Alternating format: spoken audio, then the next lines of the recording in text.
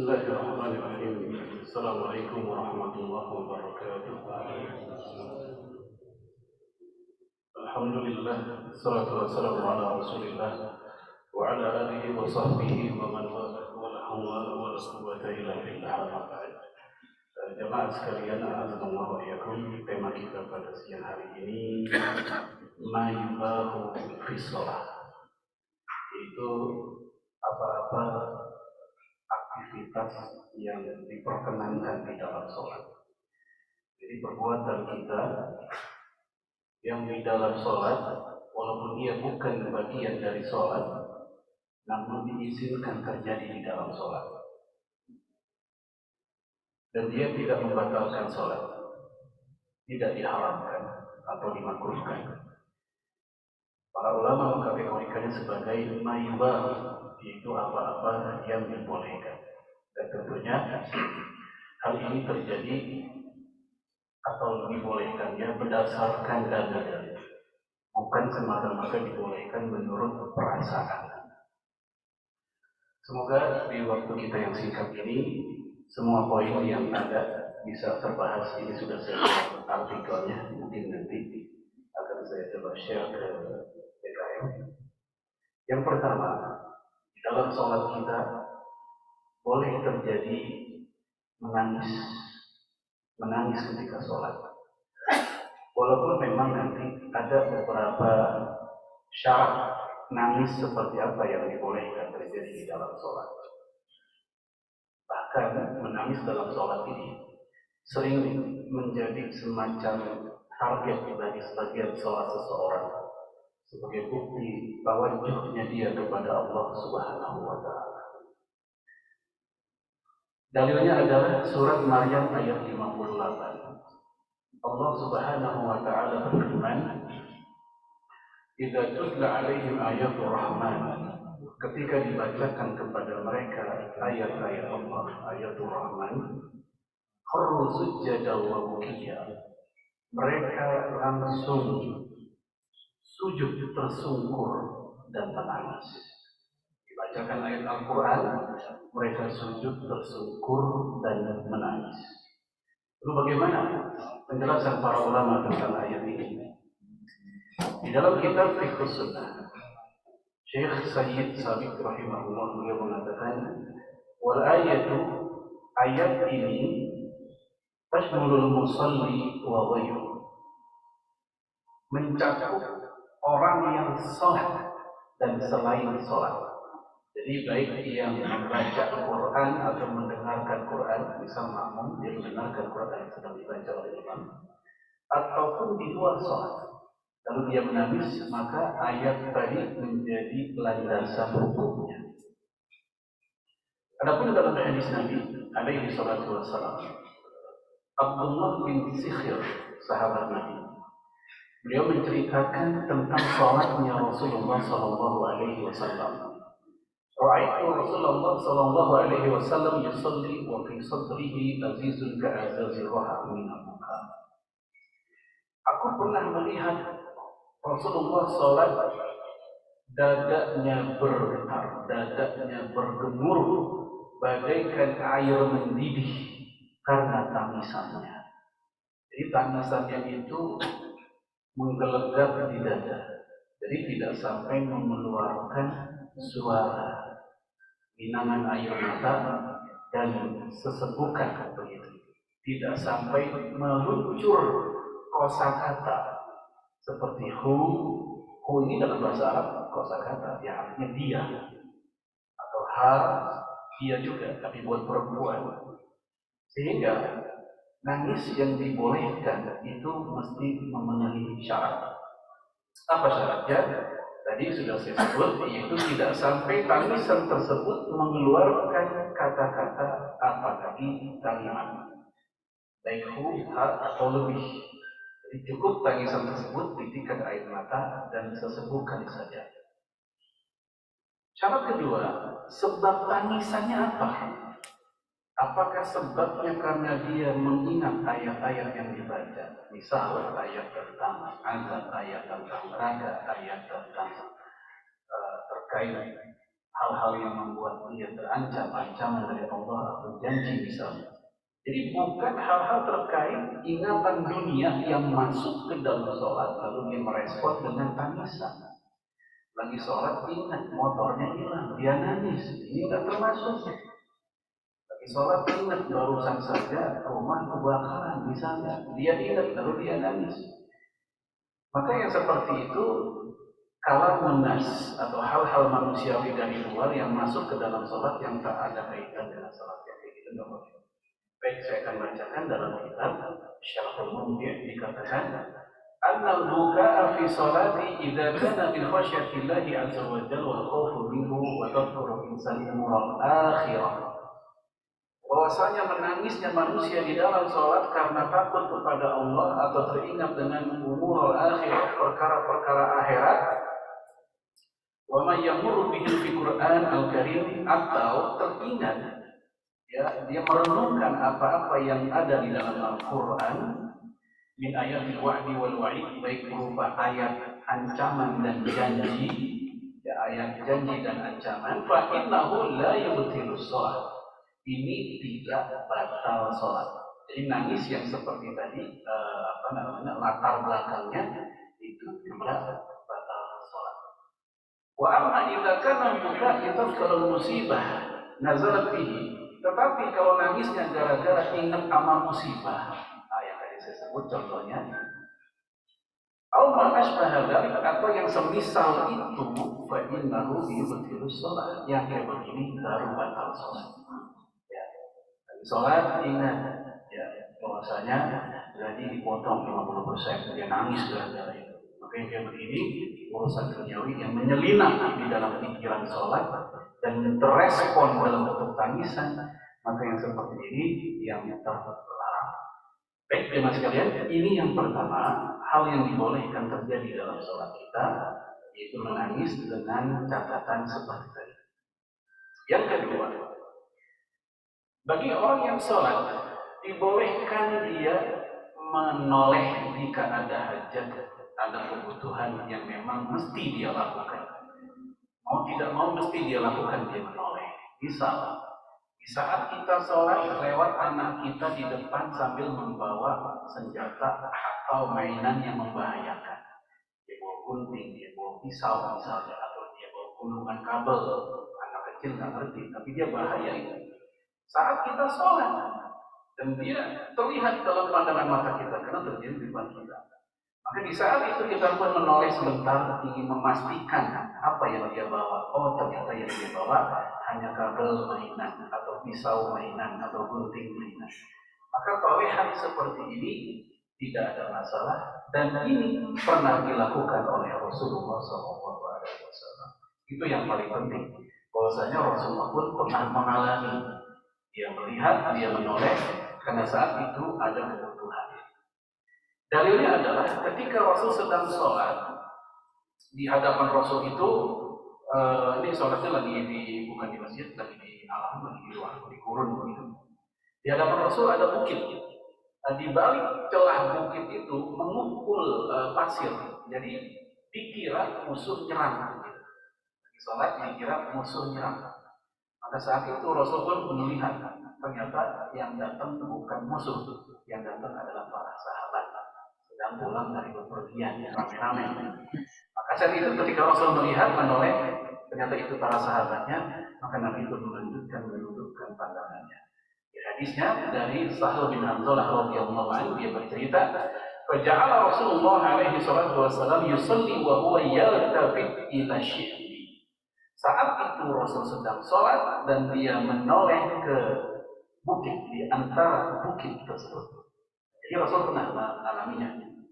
Dan hadis ini yang statusnya Hasan, diriwayatkan oleh Imam Abu Daud, dan kita tahu hadis Hasan dia maqbul, diterima sebagai hujjah. Lalu kemudian bukan hanya itu, dalam hadis yang lain yang sahih yang diriwayatkan oleh Imam Ibnu Hibban dan Imam Hakim, Ibnu Abbas bercerita, karena Rasulullah alaihi salatu wasallam yaltafit fi sholatihi. Rasul pernah ketika sholat menoleh. Apa kalau orang kampung bilang ya, celimukan gitu. Ya, menoleh, nengok Kemana? Yaminan wa shimalan, baik ke kanan dan ke kiri. Wala yalwi unuqahu khalfa zahr, namun tidak sampai memutar badan, tidak sampai memutar punggung begitu, tidak, sekedar perintah. Kenapa? Tadi karena faktor ada hajat, ada keperluan. Adapun jemaah sekalian, menengok kalau tanpa ada hajat, tanpa ada keperluan, dia masuk kategori yang dimakruhkan. Insya Allah untuk bagian itu hal-hal yang dimakruhkan ya, insya Allah akan kita bahas juga mungkin pada pertemuan-pertemuan yang akan kita tuntaskan hal yang dibolehkan dulu. Ya, wa idza sholaitum fala taltafitu. Nah, ini hukum dasar. Kalau kalian sedang sholat maka jangan menoleh, jangan telinga-telinguk. Ini hukum dasarnya. Fa inal abda idza lam yaltafit, karena seorang hamba kalau dia sholat dalam keadaan lurus pandangannya, maka istaqbalahu jalla wa ala bi wajhihi. Allah sedang memandang dia dengan wajahnya. Artinya konsep. Tidak pantas lagi sholat kelingukan tanpa sebab. Sama kayak orang lagi ngobrol, ya, lawan bicara kita mukanya kemana-mana, kita kemana-mana. Ini kan kurang sopan gitu. Kecuali kalau ada sebab. Nah, yang tadi kita bahas menoleh jika ada sebab atau ada hajat yang mau tidak mau memang harus. Baik jemaah sekalian, ini yang kedua yang boleh terjadi di dalam sholat kita. Yang ketiga, ketika sholat lewat hewan membahayakan, kemudian untuk menyelamatkan diri kita di saat sholat, itu hewan kita bunuh. Lagi mau rukuk, lagi mau sujud, lewat kalajengking, lewat ular, ya, lalu kita membunuhnya. Maka aktivitas membunuh pasti ada pergerakan, entah kaki, entah tangan. Maka gerakan ini karena ada hajat untuk menyelamatkan diri atau orang lain saat kita sedang sholat, maka hal tersebut dibolehkan berdasarkan perintah Rasul alaihi wasallam. Jadi Nabi sendiri yang suruh. Namun tetap nanti ada catatan seperti apa yang dimaksud yang membunuh tersebut. Ya, hadisnya berbunyi Uqtulu al-aswadain fi shalah, al-hayyat wal aqrab. Ya, Rasul mengatakan, bunuhlah oleh kalian di saat kalian sedang sholat al-aswadain, dua hewan berwarna hitam. Apa maksudnya? Al-hayyat wal aqrab, yaitu kalajengking dan ular hitam. Dan kita tahu membunuh ular kan biasanya nggak mungkin sekali pukul langsung mati. Itu biasanya membutuhkan pukulan yang berkali-kali. Nah, sehingga ini udah mulai kebayang berarti pukulan yang seperti itu pun tidak dipermasalahkan. Maka dijelaskan di sini di dalam kitab Fiqh Sunnah, qatlul hayyati wal aqrab wa zanabil wa nahwi dzalik. Membunuh ular, membunuh kalajengking atau hewan apapun yang mengganggu kita sholat. Jadi ular dan kalajengking itu hanya apa istilahnya sampel sebenarnya. Jadi hewan apapun yang kira-kira bisa membahayakan kita di saat kita sholat. Min kulli ma yadur, atau apapun yang membahayakan. Jadi apapun yang membahayakan. Wa in ada, walaupun ya ketika dia untuk membunuhnya itu ila amalin katsir, membutuhkan gerakan yang banyak. Walaupun butuh gerakan yang banyak seperti mukul berkali-kali, gerakan yang banyak. Namun tetap di sini ada batasan. Apa batasannya? Tetap di tempat. Kalau itu udah lari ke depan, jangan dikejar, nggak jadi sholat namanya. Ya, ngejar-ngejar ular jadi. Atau itu ular ke belakang, nggak usah mundur, dan selesai, sehingga dia malah mengubah posisi sholat. Itu yang tidak boleh. Jadi tetap di situ, jangan sampai dia mengejar-ngejar, itu di situ sampai dia mati atau kabur gitu hewannya. Jadi mas kalian ini dibolehkan. Sehingga untuk hal-hal yang lebih sepele dari itu, seperti di saat sholat hidung kita digigit nyamuk, pipi kita digigit nyamuk, mungkin pernah ngalamin gitu ya. Kadang ada orang bingung nih, matiin apa enggak ya? Khawatir dimatiin ada gerakan gitu kan. Kalau nggak dimatiin, kita nggak konsen juga, jadi gatal masalahnya, jadi nggak khusyuk.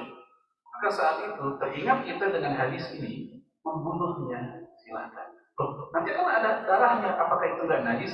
Darah yang sedikit dia ma'fu anhu, dimaafkan. Karena darah yang najis yang kemudian bisa membatalkan sholat kita adalah damun masfuhan, darah yang muncul, darah yang mengalir. Adapun kalau darah yang sedikit saja seperti maaf di hidung kita ada jerawat, kita sujud lupa gitu, kalau di hidung lagi ada jerawat gitu. Kemudian sujudnya terlalu semangat sehingga berdarahlah hidungnya. Tapi hanya tetesan sedikit aja. Jadi maaf anhu, darah yang dimaafkan. Bahkan kita tahu pasca perang Badar, para sahabat Nabi sholat tetap dalam keadaan berdarah-darah, seperti yang diriwayatkan oleh Imam Bukhari, yang disebutkan oleh Imam Hasan Al-Basri, luka-luka mereka masih ada, untuk pakai kain atau perban tetap darahnya nembus. Itu sholat para sahabat. Baik, itu membunuh hewan yang membahayakan. Maka kalau konteksnya kita saat ini mungkin bukan hewan kali ya, apa? HP bunyi. HP bunyi, bergetar atau bersuara, jangan didiemin, matiin aja, pencet. Gerakan-gerakan buat menyempurnakan sholat, dia termasuk dibolehkan. Ya, walaupun tangan kita bergerak untuk memencet tombol matinya HP kita. Saya jadi teringat, mungkin udah lama nih, kira-kira lebih dari 10 tahun lalu, saat saya sedang ada acara di sebuah masjid di Jakarta Pusat, rumah sakit yang ada kampusnya. Ya. Saat itu ada seseorang masuk SMS. Di sholat zuhur masuk SMS. SMS itu bukan getaran tapi suara. Dan suaranya suara dengan orang logat, mohon maaf, logat Madura. Itu bikin setengah jamaah ketawa semua. Dan orang yang punya itu harusnya matikan itu, jangan malah dinikmati gitu biar malah ketawa terus-terusan. Harusnya matikan. Baik suara kayak atau getaran kayak, supaya nggak mengganggu jamaah yang lain, matikan saja. Baik jamaah sekalian, gerakan seperti itu ya, karena ada hajat maka dia dibolehkan. Baik, yang keempat, dibolehkan pula di saat sholat berjalan sedikit untuk menyempurnakan sholat. Apa misalnya memenuhi shaf yang bolong, ya, jalan ke depan atau ke sampingnya, dia melihat nih mungkin satu jamaah membatalkan diri, mungkin dia sedang diambil ke PHK, di lowong tuh satu tubuh. Nah kita geser. Maka yang seperti ini tidak ada masalah, bagus, karena ini bagian dari yang Nabi sebut dalam hadis Imam Ibnu Majah, Innallaha wa malaikatahu yusholluna ala man dawhil sufuf. Ya, Allah dan para malaikatnya berselawat kepada orang yang menyatukan, merapatkan shaf. Jadi upaya yang dia lakukan itu dalam rangka shaf itu nggak bolong. Maka gerakan seperti itu tidak ada masalah, justru itu diperintahkan. Baik, ada sebuah kisah dan dalil ini, kisah ini justru kalau kita perhatikan, ini luar biasa. Gerakannya bukan cuma sekali. Diceritakan oleh Aisyah radhiyallahu anha dalam hadis Imam Ahmad dan yang lainnya dengan sanad yang hasan. Aisyah bercerita, karena Rasulullah alaihi salatu wasallam yusalli fil bait. Rasul sedang sholat di rumah. Saat itu sedang sholat sunnah. Wal babu alaihi mughlaq. Pintu saat itu tertutup. Jadi Rasul di sebuah ruangan, yang ruangan itu pun pintunya tertutup. Fajitu, maka aku pun datang. Begitu Aisyah datang, apa yang Rasul lakukan? Yaitu fatahali, Rasul pun berjalan, ya, masya Allah, fatahali, Rasul pun berjalan dan membukakan pintu itu untukku. Lagi sholat bukain pintu. Itu Rasulullah alaihi wasallam.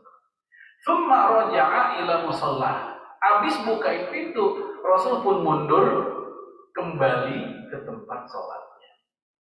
Wa wasafat annal baba fil qiblah. Diceritakan bahwasanya pintu itu ada di hadapan kiblat. Jadi kalau kita kan kiblatnya di sana, ya pintunya daerah sini. Kenapa? Dengan demikian ketika Rasul pun melangkah, tetap fisiknya menghadap ke kiblat. Jadi bukan pintu yang belakang. Kalau pintu belakang akan berputar badan, berbalik badan, akan batal sholat karena akan membelakangi kiblat. Karena menghadap kiblat kita tahu itu syarat sahnya sholat. Ya, oleh karena itu diceritakan di sini pintu yang dimaksud bukan pintu di belakang tubuh, tapi pintu yang di hadapan, sehingga ketika ingin dibukakan tetap secara fisik menghadap kiblat. Nah, kisah ini jamaah sekalian dikomentari oleh para fuqaha dalam kitab Syarah Sunan Abi Daud. Fadalla ala anna mithla hadzal amal la ba'sa bihi fi shalah. Kisah ini, hadis ini menunjukkan bahwa perbuatan tadi ketika sholat berjalan membukakan pintu la ba'sa fi shalah. Apa la ba'sa? Tidak ada masalah, tidak apa-apa di sholat. Lianna Rasulullah sallallahu alaihi wasallam fa'alahu, karena Rasul sendiri yang melakukan. Wa huwal qudwah wal uswah, dan Rasul adalah teladan dan contoh buat kita. Namun tadi syaratnya yaitu ya tetap di depan kiblat kita. Ya, syarat lain adalah sebagian ulama menerangkan jumlah langkahnya tidak melebihi 3 langkah secara berturut-turut. Imam Nawawi menjelaskan melangkah dalam sholat, walaupun 100 langkah, dengan tujuan menyempurnakan sholat, dengan catatan tidak mutawaliyat, mutawal itu berturut-turut, walaupun 100 langkah. Kata Imam Nawawi, tidak membatalkan sholat. Dan bagi saya, kalimat 100 langkah itu hiperbol. Karena pada kenyataannya nggak ada orang sholat sampai 100 langkah maju. Itu bukan lagi sholat kan? Tapi itu hanya ingin menunjukkan bahwa itu memang dibolehkan dengan syarat tidak berturut-turut. Misal dia lihat, dia ada di soft pertama atau di soft 4 misalnya. Dia lihat di soft 1 ada yang bolong. Ternyata ya soft yang kedua, soft samping nggak ada yang memenuhi. Akhirnya dia yang pengen maju. Ya, akhirnya dia pun melangkah. Namun tidak dengan langkah yang berturut-turut. Nah yang seperti ini, jamaah sekalian, kata Imam Nawawi, walaupun 100 langkah hal itu dibolehkan. Baik, itu yang keberapa? 4 ya.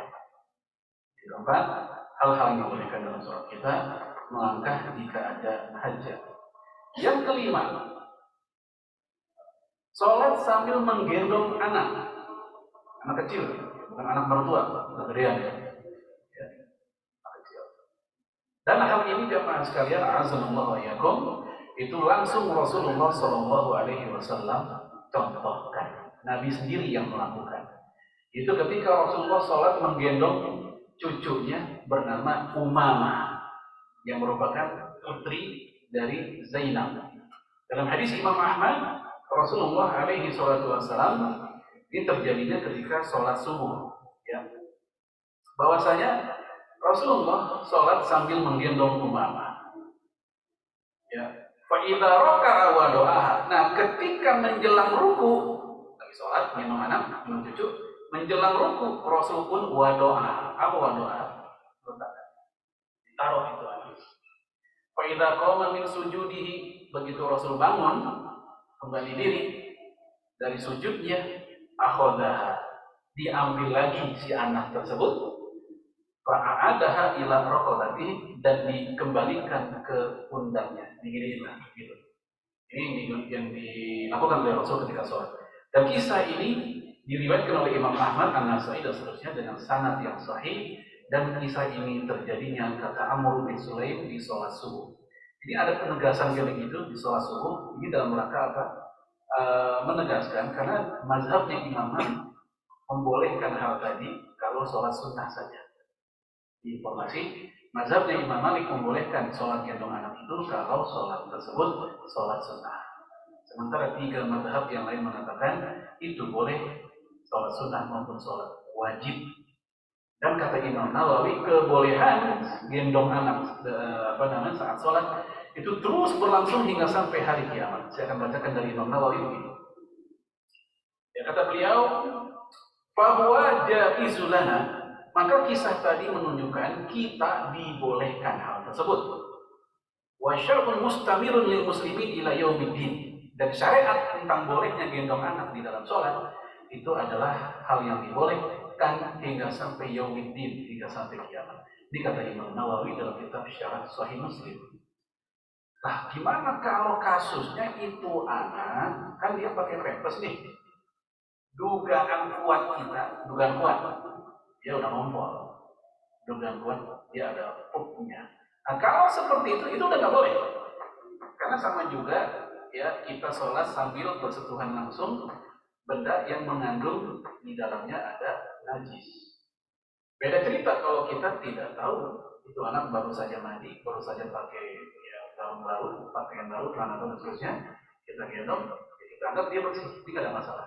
Kalau dalam perjalanan sholat ternyata dia ngompol dan ngombolnya nggak tebus karena pakai pampers tadi, dan kita nggak tahu kalau dia ngompol, ini pun kita tidak masalah karena tidak tahu. Yang jadi masalah jika kita tahu, udah ketahuan tanda-tandanya, itu pampers begitu tebal dan berat, masih kita gendong juga, itu yang nggak boleh. Mas kalian, ini tentang menggendong anak di dalam sholat, hal itu diizinkan. Kemudian yang selanjutnya, yang keenam, nah ini banyak terjadi di rumah tangga atau di rumah kita juga barangkali.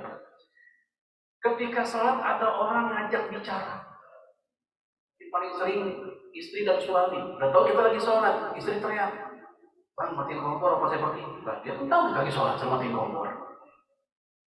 Atau kadang kita lagi sholat, istri salam atau cerita, "Bang, aku berangkat duluan ya, gitu. Dia tahu kita lagi sholat. Apakah hal itu digunakan dan bagaimana respon kita di saat kita diajak bicara dalam sholat? Zaman kalian azallahu yakum, Jabir bin Abdullah bercerita, arsalani Rasulullah alaihi salatu wasallam wa huwa muntaliqun ila Bani Mustaliq, wa ataituhu wa huwa yusalli ala ba'irihi. Jadi ceritanya Rasulullah alaihi salatu wasallam sedang pergi ke Bani Mustaliq, lalu Rasul pun menitip sesuatu kepada Jabir bin Abdullah bersama. Nah, ketika selesai semuanya, Rasul ketemu dengan Jabir bin Abdullah dan diajak ngobrol. Dan saat itu Rasul sedang di atas ba'ir, yaitu unta, ngapain? Lagi sholat. Rasul sholat, wa huwa yusolli ala ba'iri. Rasul sedang sholat di untahnya. Fakallamtuhu, aku pun ajak bicara dia. Bayangin, Rasul lagi sholat, udah tahu dia. Bukannya nggak tahu, kan beda kasus dengan orang yang di balik pintu. Dia nggak tahu lagi sholat tidak. Dia tahu Rasul lagi sholat, tapi diajak bicara. Fakallamtuhu, aku ajak dia bicara. Faqala biyadihi hakadha. Rasul pun menjawab dengan tangannya seperti ini. Tsumma kallamtuhu, lalu aku ajak lagi dia bicara. Jadi nggak cuma sekali, diajak bicara lagi. Faqala biyadihi hakadha. Rasul pun merespon, menjawab dengan tangannya seperti ini. Ya. Wa ana asma'uhu yaqra, dan aku dengar saat itu Rasul sedang membaca. Dia membaca Quran di salat. Wa yumi'u bi ra'si, dan Rasul pun juga menganggukkan kepalanya. Jadi ada beberapa respon, baik dengan tangan atau anggukan kepala. Falamma faragha, ketika selesai sholat, Rasul pun bertanya, "Ma fa'alta fil ladzi arsaltuka?" Apa yang sudah kamu lakukan dari tugas yang aku berikan kepadamu? Kalau bahasa kita, gimana proyek? Sudah kelar belum? Kata Rasul, ya fa'innahu lam yamna'ni illa an kuntu usolli. Sebenarnya tadi saya mau jawab, cuman saya lagi sholat, saya nggak bisa jawab. Jadi jawaban Rasul hanya dengan tangan, anggukan kepala gitu. Lalu para ulama memberikan komentar tentang kisah tadi, yang sekalian, ya, wa yastawi fi dzalik al-isyarah bil usbu'i au bil yad au bi jami'iha. Boleh merespon orang ngajak bicara kita lagi sholat, baik dengan tangan, baik dengan jari, baik dengan jari boleh, dengan tangan boleh, atau dengan semuanya. Au bil ima'i bi ra'si, atau dengan anggukan kepala. Fa kullu dzalik waridun an Rasulillah. Semua ini sah berdasarkan perbuatan Rasulullah. Salat, teman bilang berdua-duanya. Misal kita pakai tangan, ya begitu. Jangan berdua-duanya, ya kita menyusul. Boleh udah ngobrol. Ya. Jemaah sekalian azza ini ada contoh dari Rasul, dan kata para ulama hal itu tidak ada masalah. Cuma karena hal ini di negeri kita, atau di kampung kita, atau di masjid kita belum biasa, maka perlu kebijaksanaan. Kalau memang belum biasa, jangan dipraktekkan. Ini kan hal yang boleh, bukan sunnah. Sekedar boleh saja. Kalau memang kayaknya akan muncul omongan dan fitnah, lebih baik kita nahan diri dulu. Bilal bin Rabah ditanya oleh Ibnu Umar, gimana sih cara Rasul kalau dipanggil sama orang, disalamin sama orang, padahal Rasul lagi sholat disalamin. Apa jawaban Bilal bin Rabah? Karena yushiru biyadi. Dulu Rasul kalau ada yang salam, dia lagi sholat, dia akan memberikan isyarat dengan tangan. Ini pun hadis sahih riwayat Imam Tirmidzi. Baik jemaah sekalian, ini tentang bolehnya seperti hal tadi. Cuma itu sudah saya sampaikan. Lebih baik kalau memang di kampung kita hal itu nampaknya belum biasa, perlu diedukasi dulu, jangan langsung kita praktekkan karena khawatir ada omongan yang enggak. Yang jelas ini karena ilmu, maka tetap harus disampaikan, kita pelajari. Oh ternyata secara fikih hal tersebut dibolehkan. Syekh Abdul Alam Mubarakafuri mengatakan dalam kitab Tuhfa al-Ahwazi, fayajuzu ayyakuna asyara maratan bi usbu'ihi wa maratan bi yadihi. Dibolehkan sesekali jawab dengan jari atau dengan tangan. Tapi jangan begini, jawabannya terlain berarti. Baik, itu yang keenam. Tapi udah jam 1. Insyaallah kita akan lanjutin di bulan yang akan datang hal-hal yang dibolehkan. Nanti kalau cukup waktunya kita lanjut dengan hal-hal yang dimakruhkan. Nah, ini pelajaran yang sifatnya praktis dan praksis sesuai tema kita, dan memang kita maunya ngaji itu bisa langsung diamalkan. Kalau di soal barangkali ada diskusi, silakan jika ada yang perlu kita diskusikan barang satu atau dua pertanyaan. Ya. Apakah berjalan dasar tertentu yang kita tekuk untuk menjadi makmum tidak boleh langsung jawab. Ya kalau kita ditepuk makmum itu ya ditepuk oleh orang gitu ya yang pengen jadi makmum juga bareng sama kita, respon kita adalah memang mundur kalau memang apa istilahnya ruangnya cukup. Kalau nggak cukup bukan mundur tapi imamnya yang maju, sehingga jarak tetap ada. Nah, apakah responnya langsung? Iya. Yang dimaksud dengan berturut-turut tadi adalah kalau langkahnya lebih dari 3. Kalau cuma 2 langkah berturut-turut nggak ada masalah. Tetap gitu. Tapi kalau seandainya lebih dari 3, langsung jalan, nah itu yang tidak boleh. Maka kata Imam Nawawi, walaupun 100 langkah, selama tidak berturut-turut itu nggak apa-apa. Itu yang dimaksud. Jadi kalau sudah mundur selangkah atau 2 langkah, karena memang kalau selangkah nggak terlalu cukup space-nya, supaya ada jarak dengan imam, 2 langkah kita mundur, ini tidak ada masalah untuk kita lakukan sholat sholat. Maka nilai itu ada.